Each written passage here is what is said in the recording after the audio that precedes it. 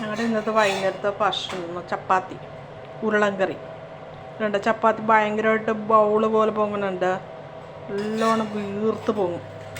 എന്താണെന്ന് വെച്ചില്ല, ഞാൻ ചപ്പാത്തി എങ്ങനെയാണ് കുഴക്കണം നിങ്ങൾക്കിത് കാണുമ്പോൾ മനസ്സിലാവും. ഇത്രയ്ക്ക് അങ്ങോട്ട് വീർത്ത് പോകും. പിന്നെ എന്നിട്ട് ഞാൻ എണ്ണ തടവി കൊടുക്കും. ഞാൻ ചപ്പാത്തി കുഴക്കണമെന്ന് വെച്ചാൽ ഒരു പഴം എടുക്കും, വീർത്തേക്കുന്നുണ്ട്. ഒരു പഴം എടുക്കും, സ്വല്പം മൈദ, പിന്നെ ഗോതമ്പ് പൊടി. ഞങ്ങൾ വെള്ള ഗോതമ്പ് പൊടിയാണ് ഞങ്ങൾ വാങ്ങിക്കണം. എന്നിട്ട് ആ പഴവും ഗോതമ്പ് പൊടിയും ആ കുറച്ച് മൈദയും കൂടി ഇട്ട് കുഴക്കും. ഞാൻ ഇതുണ്ട് വീർത്തേക്കണം. കുഴച്ച് കഴിഞ്ഞിട്ട് സ്വല്പം നേരം വെച്ച് കഴിഞ്ഞാൽ തിളച്ച വെള്ളം, ഞാൻ അധികം തിളപ്പിക്കില്ല, നേരിതായിട്ട് തിളപ്പിച്ച് ഉപ്പിട്ട് തിളപ്പിച്ചിട്ട് പിന്നെ പൊടി കുഴക്കും. എന്നുവെച്ചാൽ ചപ്പാത്തിയുടെ പരുവം നമുക്കറിയില്ല.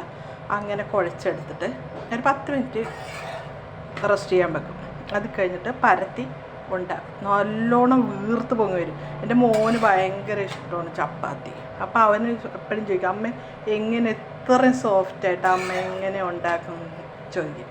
അപ്പോൾ ഞാൻ ഇങ്ങനെയാണ് ഉണ്ടാക്കുന്നത്. ഞാനിപ്പോൾ പരത്തി വെച്ചേക്കുക.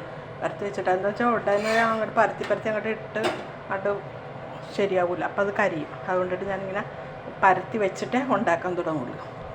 എനിക്കിഷ്ടമായ ലൈക്ക് സബ്സ്ക്രൈബ് ചെയ്യണേ.